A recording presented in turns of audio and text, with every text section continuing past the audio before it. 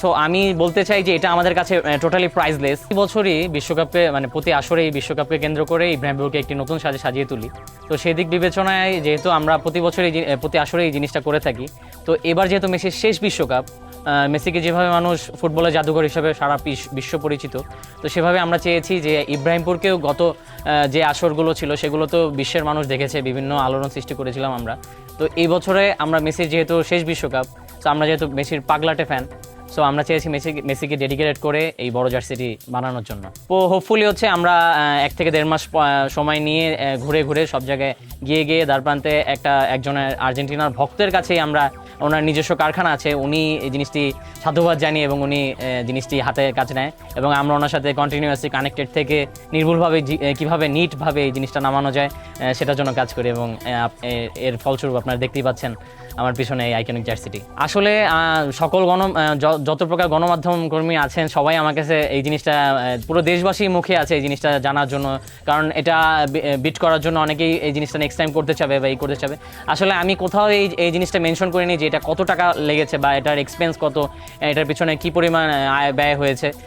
So আমি বলতে চাই যে এটা আমাদের কাছে টোটালি প্রাইসলেস, কারণ হচ্ছে আমরা পুরো বাংলাদেশ ফুটবল ফ্যান্স যারা আছি, মেসি ফ্যান্স যারা আছি, তারা আমরা চাই যে এই জিনিসটি আর্জেন্টাইন ফুটবল ফ্যান্স এবং আর্জেন্টাইন টোটাল সমর্থক যারা আছেন, আর্জেন্টাইন নিবাসী যারা আছেন এবং মেসি সহ মেসির ফুল টিমকে আমরা এই জিনিসটি ডেডিকেটেড করতে চাই, কোনো ন্যাশনাল টিমের জার্সি হিসেবে বিশ্বে প্রথম এত বড় স্কেলের জার্সি।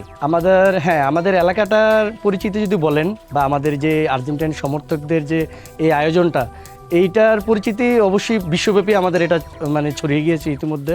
ইভেন মানে বাংলাদেশের সব আনাচে কানাচে সবাই এখন এটা নিয়ে আলোচনা করতেছে। ইভেন বাংলাদেশের বাহিরেও আপনার অনেক টিভি অনেক অনলাইন নিউজও আমাদের এই নিউজটা পাবলিক, এক কথা বলতে পারি যে আমাদের এলাকাটা আপনার নিউজটা মানে অনেকটাই ছড়িয়ে গিয়েছে, এটা অনেকটাই মানে ফেমাস বলা যায় আর কি। আমাদের এই অফিসের লোকজন আমাকে জিজ্ঞেস করতেছে যে তোমাদের এই আয়োজনটা অনলাইনে দেখলাম, খুবই সুন্দর, আসলে খুব ভালো লাগলো, খুবই ব্যতিক্রমী আয়োজন। তো বিষয়টা আসলে এরকমই। তা আমাদের বন্ধুবান্ধব, আত্মীয় স্বজন বা মানে অন্যান্য যারা বাইরের পরিচিত লোক, সবার মধ্যে এটা একটা গ্রহণযোগ্যতা বেড়ে গেছে আলাদাভাবে, অন্যরকমভাবে। আসলে প্রথমে আমাদের মাথায় হইতেছিল যে এই জিনিসটা আমরা বানাতে পারবো কি না, বা যে কারখানায় আমরা যাব তারা সুন্দর করে আমাদের বানিয়ে দিতে পারবে কি না। তারপরে আমরা এটা যেভাবে টানাবো, কিভাবে টানাবো, এর প্রসেসিং কিভাবে হবে, কি দিয়ে টানালে এটা স্টেবল থাকবে, মানে আমরা আসলে ওই জিনিসগুলো নিয়ে আমাদের মাথায় অনেক ঘুরপাক করতেছিল। তো একটা পর্যায়ে যাই হোক আলহামদুলিল্লাহ আমরা এটা টানাতে সক্ষম হই।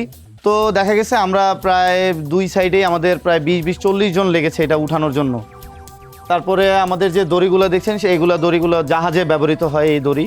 তো ওইভাবে আমরা ব্যবহার করেছি যেন জিনিসটা স্টেবল না থাকে, কোনোভাবে কোনো রিস্ক না থাকে, ছিঁড়ে যাতে না পড়ে যায়। প্রতি বছরই আমরা কোনো না কোনো কিছু করে আসছি আমাদের ইব্রাহিমপুরে।